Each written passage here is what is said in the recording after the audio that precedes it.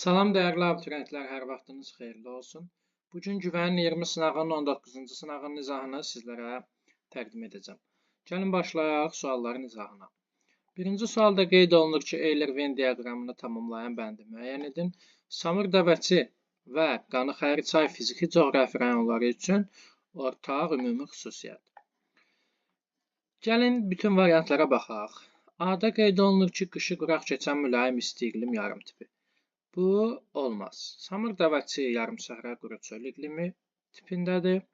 Qanı-Xəri-çay isə deməli, bəli, Qanı-Xəri-çay qışı quraq keçən mülayim isti iqlimdir. Amma Samur dəvəçi yox. Deməli, A-nı çıxdı. Maqmatik metamorfik suxurlar Qanı-Xəri-çayda, Samur dəvəçidə heç birində geniş yayılmaz. Böyük Qafqaz təbii vilayətində yerləşir. Böyük Qafqaz təbii vilayətində yerləşir. Baxın, Qanı-Xəri-çay düşür, deməli, Kür tektonik zonasına, Samur dəvəçinin bir hissəsi Böyük Qafqaza, bir hissəsi Ön Qafqaz tektonik zonasına. Yəni, Böyük Qafqaz təbii vilayət olaraq soruşsa, xeyr, deməli, Qanı-Xəri-çay fiziki coğrafi rayonu düşməyəcək. Samur dəvəçi isə düşər. C-ni də çıxırıq. Baxın, düzən meşələr yayılmışdır, bəli. Biz qeyd edirdik ki, Samur dəvəçi ovalığında, Qanı-Xəri-çay fiziki coğrafi rayonunda yeraltı şirin sular səthə yaxın olduğu üçün bu ərazilərdə düzən meşələri əmələ gəlir. Düzgün cavab D. 32-də qeyd olunur ki, Visla-Dnepr Elbanın töküldüyü dənizlər. Visla töküləcək, deməli, Baltika, Dnepr Qara dənizə, Elba Şimal dənizinə. Baxın, 1, 2, 2, 3, 3, 1. Düzgün cavab olacaq B. Təbii halda yayılmış şərq çınarının mühafizə edildiyi qoruq. Bu bəsitçaydır. 34-də qeyd olunur ki, Respublikamızın dağ göllərindən deyil. Batabat dağ gölüdür, Böyük Ala göldür, Maral göldür, Göy göldür. Bunlar dağ gölüdür. Amma Ağzıbirçalı Xəzərin sahilində yerləşən laqum mənşəli göldür və düzən göllərinə aiddir. Düzgün cavab D. Günəş 15 dərəcə şimal enliyində zenitdə olan gün hansı coğrafi enliklərdə günorta vaxtı şaquli bastırılmış dirəklərin kölgəsinin uzunluğu dirəyin öz uzunluğuna bərabər olar? Bu sınaqlarda bu tipli sualların artıq biz 5-6-cı dəfədə təkrarını müşahidə edirik. Biz demişdik, bu zaman günəşin 45 dərəcə bucaqla şimalda və cənubda düşdüyü enliyi götürməliyik. Baxın, şimal götürsək 45 dərəcə, eyni yarımkürədə olduğu üçün 45 ilə 15-i nə edərik? Deməli, çıxarıq 45-dən 15-i, edəcək 30 və 90-dan da 30 çıxarıq. Deməli, bir olar 60 şimal enliyi, günəşin 45 dərəcə bucaqla düşdüyü. Cənubda isə fərqli yarımkürələrdə olduğu üçün toplayarıq 45 ilə 15-i, 60 eləyər və 90-dan da çıxarıq, olar 30 cənub enliyi. Aydındır, deməli, baxın, 60 şimal enliyi və 30 cənub enliyi. Düzgün cavab olacaq C, 35-də. 36-da qeyd olunur ki, Şırlan mineral bulağı hansı tektonik zonada yerləşir? Şırlan, Turşusu, bunlar Şuşadadır. Şuşada Kiçik Qafqaz qalxmasında. Düzgün cavab 36-da B. 37-də deyir, Respublikamızda nival landşaftların formalaşdığı dağ silsiləsini müəyyən edin. Bura vardı, Talışdır, Ləngəbizdir, Peştəsərdir. Bunlar alçaq dağlıq ərazilər olduğu üçün nival landşaft olmaz. Nival landşaft yüksək dağlıqda formalaşır. Baxın, məsələn, Baş Qafqazda. Burada hündürlüyü yüksək olan, 4000-dən çox olan hətta zirvələr mövcuddur. 38-də qeyd olunur ki, hansı ölkənin əsas hissəsi Afrikada yerləşsə də bir hissəsi Asiya. Bu Misirdir təbii ki, Sinay yarımadası Asiyada yerləşir. Qalan böyük bir hissəsi isə Afrikada. Düzgün cavab Y.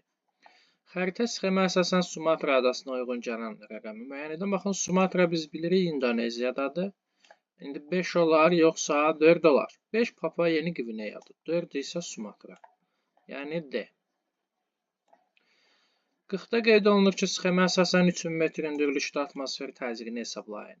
Baxın, okean səviyyəsində nə qədərdir? 760 mm civə sütunu. 3000 metrdə nə qədər dəyişər? 1000 metrə 100 mm civə sütunu dəyişirsə, 3000-ə də 300 dəyişər. Yuxarı çıxdıqca azaldığı üçün 760-dan da 300-ü çıxarıq, qalacaq 460 mm civə sütunu.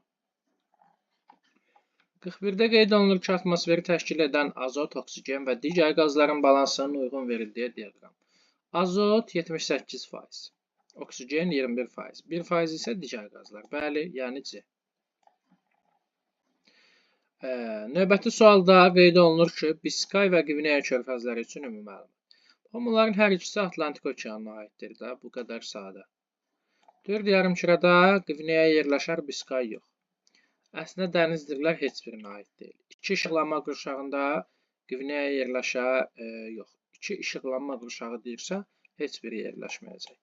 Hər ikisi 1 işıqlanma qurşağında.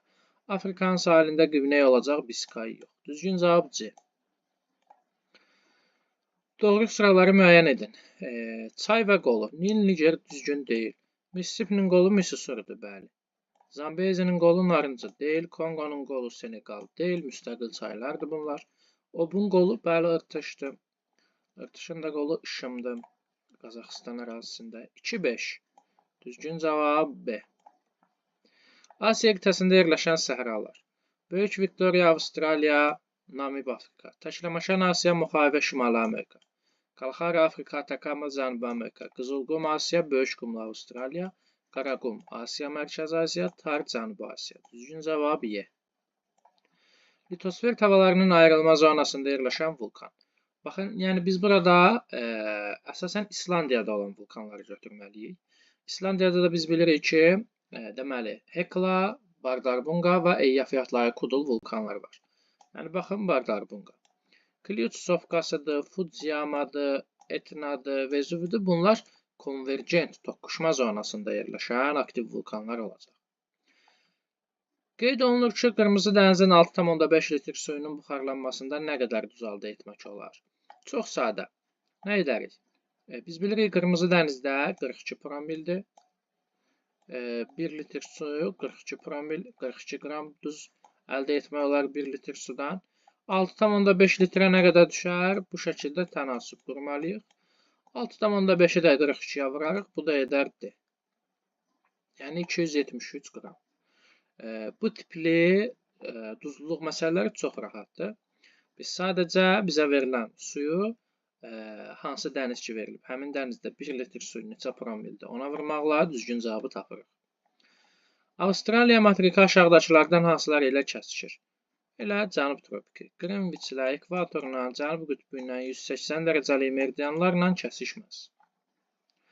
Cədvəldə verilmiş fikirlərin düzgün ardıcıllığını müəyyən edin. Baxaq. Küləyin gücü və sürəti 12 ballıq Richter şkalası ilə yox, Beaufort şkalası ilə. Richter zəlzələni ölçür. Bu yanlış. Azərbaycan ərazisində qış aylarında daha çox laylı buludlar üstünlüyü təşkil edir. Bəli, doğru, yağış buludları. Mülayim qurşaqları davanənin hərəkəti daim yüksək təzyiq.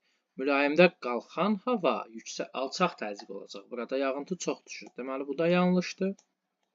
Şeh havadakı su buxarının soyuq səthi ilə təmasından əmələ gəlir. Bəli, bu da doğru. Baxın, C bəndi. 48-də qeyd olunur ki, doğru olmayan fikri müəyyən edin. Düzənliklər mənşəyinə görə denudasiyon akkumulyativ olur. Bəli. Qırışıq dağlar seismik zonalarda yerləşir. Bəli. Suxurların suda həll olub tərkibini dəyişərək dağılması kimyəvi aşınma. Bəli.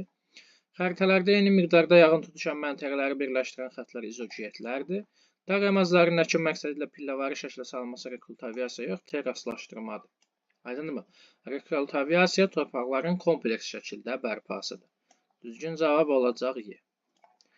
Savanna və seyrək meşələr zonasında geniş yayılmış torpaq tipi, baxın, qırmızı qonur torpaq tipi olacaq. Qəhvəyi subtropikdə olar əsasən, qırmızı sarı ekvatorialda, boz qonur səhralarda, şabaldı torpaqlar əsasən mülayim ərazilərdə geniş yayılır, amma qırmızı qonur savannada olacaq. Torpağın yaranması asılı deyil. İstilik rütubətdən asılı olar. Bitki heyvanat aləmindən, relyefdən, sərt çıxırlarına. Baxın, yerin daxili quruluşundan necə torpağın yaranması asılı ola bilər? Heç cür. Aydındırmı? Düzgün cavab olacaq A bəndi. 52-də qeyd olunur ki, böyük su ayırıcı dağları ilə bağlı cədvəldəki uyğunsuzluğu müəyyən edin. Yəni, doğruya yanlış və yaxud yanlışa doğru. Ayrı-ayrı massivlərdən ibarətdir və onlardan ən hündürü Avstraliya Alplarıdır. Bu doğrudur. Aha, baxın, yanlış verilibsə, deməli elə düzgün cavab A'dır. B-də deyir, ən hündür zirvəsi Kostiyuşka dağıdır. Doğru, bəli. Cavan qırışıq dağıdır. Xeyr. Qədim Faylı dağıdır. Yanlış. Deməli, bu da uyğundur. Sönmüş fəaliyyətdə olan vulkanlar mövcuddur. Xeyr, yoxdur. Yanlış. Bu da uyğundur. Materikin şərq sahilləri boyunca uzanır. Böyük sayırıcı dağları. Bu da uyğundur. Uyğunsuzluq olacaq. Doğruya yanlış. Yəni, A bəndi. Keçək açıq tipli suallara. Eol mənşəli relyef formaları, yəni külək prosesi nəticəsində yaranan. Kardır, sirkdir, triblərasdır. Bunlar buzlar mənşəli relyef formalarıdır. Baxın, düyün və barxanlar isə eol mənşəli relyef formalarıdır. Əsasən səhralarda olur. 4-5 düzgün cavab. 54-də qeyd olunur ki, doğru fikirləri müəyyən edin. İspaniyanın quru sərhədi təkcə Portuqaliya ilədir. Xeyr, Portuqaliyanın quru sərhədi təkcə İspaniya ilədir. İspaniya Fransa ilə də sərhəddir, məsələn. Almaniya federativ inzibati ərazi quruluşuna malik ölkədir, respublikadır, bəli. Cənubi Koreya və İsrail inkişaf etmiş ölkələr qrupuna aiddirlər, bəli. Finlandiyada Aralıq dəniz iqlim tipi olmaz. Uruqvay və Niderlandda düzə relyef, bəli, üstündür. Meksika Amerika qitəsinin yeganə sosialist ölkəsi deyil, Kuba da orada var, o da sosialist. Deməli, 2, 3 və 4 olacaq, düzgün cavab. 2, 3 və üzrlü sayın 5. 55-də qeyd olunur ki, monarxiya ölkələri seçin. İspaniya olacaq, konstitusiyalı monarxiya, Belçika və Norveç. Hər üçü konstitusiyalı monarxiya. Türkiyə, Hindistan, Braziliya respublikadır. Deməli, 55-də olacaq 1, 2 və 3. 56-da qeyd olunur ki, mənsəbinin mütləq hündürlüyü 230 metr olan A çayının mənbəyi dəniz səviyyəsindən 1480 metr hündürlükdədir. Bu çayın uzunluğu 500 km olarsa, onun meyilliyini hesablayın. Baxın, mənbə ilə mənsəb arasındakı fərqi tapırıq. Ümumiyyətlə, birinci düşməni tapmalıyıq. Düşməni necə tapırdıq? Mənbədən mənsəbi çıxırdıq. Yəni, 1480 ilə 230-un fərqini tapırdıq. Gəlin hesablayaq. 1480-dən 230 çıxanda edir 1250. Aha, 1250 tapdıq, düşmədir. Uzunluğu da 500-dür. Deməli, biz burada meyilliliyi tapmalıyıq. Meyillilik necə tapılırdı? M bərabərdir. D bölünsün L. Yəni, düşmə bölünsün uzunluq. Düşmə oldu 1250 metr. 1250 metr. Uzunluq 500. 1250-ni bölməliyik 500 kilometrə. Düzdürmü? Bu da edəcək 2,5. 2,5. Metr bölünsün kilometr. Aydındır. Bu da 56-cı sualın düzgün cavabı. 57-də qeyd olunur ki, fərqli və oxşar xüsusiyyətləri Eyler-Venn diaqramının köməyi ilə müəyyən edin. Dekan yaylası, Anadolu yaylası. Yarımadada hər ikisi yerləşəcək. 3-ə A. Zəlzələ və müasir dağ-əmələ gəlmə zonalarına uyğun olacaq Anadolu. Dekan kənardadır bu zonadan. Musson yağışları olacaq Dekan yaylası Hindistan ərazisində, Cənubi Asiya. Şimal və şərq yarımkürəsində yenə hər ikisi yerləşir. Günəşin zenitdə olma hadisəsi baş verir Dekanda. Anadoluda olmaz. 1C, 2B, 3AD 57-ci sualın düzgün cavabı. İndi keçək situasiyaya üzrə olan tapşırıqlara. Qeyd olunur ki, A çayı öz mənbəyini Braziliya yaylasında 1150 metr hündürlükdən götürür. Bu çay 4700 km məsafədə uzanaraq La Plata körfəzinə tökülür. Hövzəsində bataqlıqlara rast gəlinir və qollarının biri üzərində füsunkar İqasu şəlaləsi yerləşir. Baxın, dəyərli abituriyentlər, bu Parana çayıdır. Yəni A çayı, baxın 28-də tapşırığımız elə budur. 1-də olacaq deməli Parana çayı. Daha hamısını yazmıram.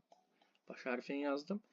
2-də deyir çayın mənsəbinin forması. Bu da körfəzə tökülür La Plata körfəzinə və estuari mənsəblidir. Aydındırmı? Estuari mənsəbli. 28-ci sualın düzgün cavabları. Parana çayı estuari mənsəbli. 29-da deyir A çayının keçdiyi ölkələr. Braziliya, Argentina və Paragvay. 1-də yazarıq Braziliya, Argentina və Paragvay. 2-də isə deyir, deməli, hövzədə yaranmış təbii zonalar. Baxın, həm savanna seyrək meşələr, həm də ki, deməli, çöllər zonasından keçir.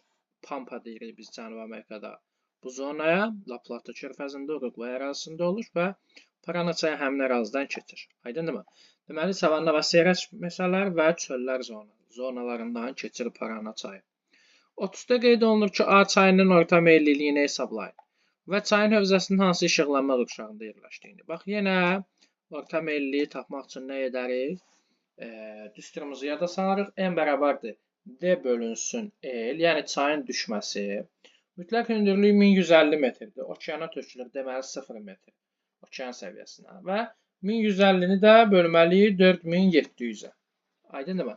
Bu da edər 0,2 metr bölünsün kilometr. 2-də isə bizə deyir ki, deməli, işıqlanma qurşaqlarını müəyyən edin. Baxın, cənub tropiki kəsir Parana çayını. Deməli, həm tropik, həm də cənub mülayim işıqlanma qurşaqlarında yerləşəcək Parana çayı. Aydındırmı? Bu da situasiya üzrə olan tapşırıqlarımızın izahı.